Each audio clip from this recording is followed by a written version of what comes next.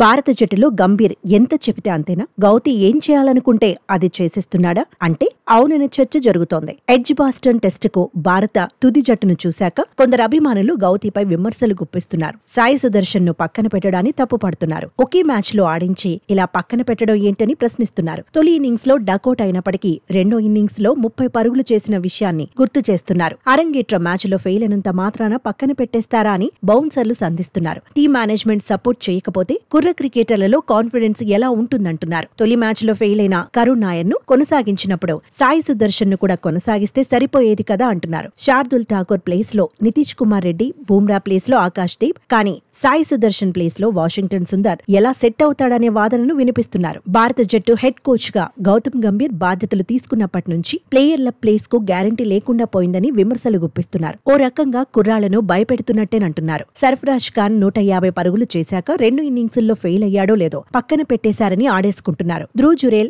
దేవదత్ పడిక్కల్ కూడా సరైన అవకాశాలు ఇవ్వలేదని ఫైర్ అవుతున్నారు. బోర్డర్ గవాస్కర్ ట్రోఫీలో ఆల్రౌండ్ షోతో ఆకట్టుకున్న నితీష్ కుమార్ రెడ్డిని ఇంగ్లాండ్ తో తొలి టెస్టులో ఆడించకపోవడం ఏంటని ఫైర్ అవుతున్నారు. ఇప్పుడు లీడ్స్ లో విఫలమైన సాయి సుదర్శన్ ను రెండో మ్యాచ్ లో ఆడించకపోవడం దారుణమని కొందరు ఎక్స్పర్ట్స్ సైతం అభిప్రాయపడుతున్నారు. అయినా లీడ్స్ టెస్ట్ లో భారత జట్టు రెండు ఇన్నింగ్స్ లో కలిపి 800కు పైగా పరుగులు చేసింది. 20 వికెట్లు మాత్రం తీయలేకపోయింది. దీంతో లీడ్స్ లో ఓటమి తప్పలేదు. అంటే బ్యాటింగ్ లో బెటర్ గానే ఉన్న బౌలింగ్ లోనే భారత్ ఎక్కువగా ఫెయిల్ అయినట్టు. కానీ రెండో టెస్ట్ కోసం బౌలింగ్ లో బలాన్ని పెంచుకోకుండా బ్యాటింగ్ లో బలాన్ని పెంచుకోవాలనుకోవడం ఏంటని కొందరు ప్రశ్నిస్తున్నారు. టెస్టుల నుంచి రోహిత్, కోహ్లీని సాగనంపింది కూడా గంభీరే అని బౌన్సర్లు సంధిస్తున్నారు. మరికొంతకాలం టెస్టులు ఆడే అవకాశం ఉన్న గౌతి కారణంగానే సైడ్ అయ్యారని బౌన్సర్లు గుప్పిస్తున్నారు. సీనియర్లను సాగనంపి ఇప్పుడు కుర్రాళ్లను భయపెడుతున్నాడని గంభీర్ పై విమర్శకులు గరం అవుతున్నారు. తన మాట వినేవారే కెప్టెన్ గా ఉండేలా గౌతి చూసుకుంటున్నాడనే కామెంట్స్ కూడా వినిపిస్తున్నాయి. గౌతి చెప్పినట్టు చేస్తాడు కాబట్టే శుభ్మన్ కు పగ్గాలు దక్కాయంటున్నారు. టీ20లో హార్దిక్ పాండ్యా కెప్టెన్ అయితే గంభీర్ మాట వినేవాడు కాదంటున్నారు. అందుకే సూర్యను కెప్టెన్ గా ఎంచుకున్నాడనే చర్చ జరుగుతోంది. మొత్తంగా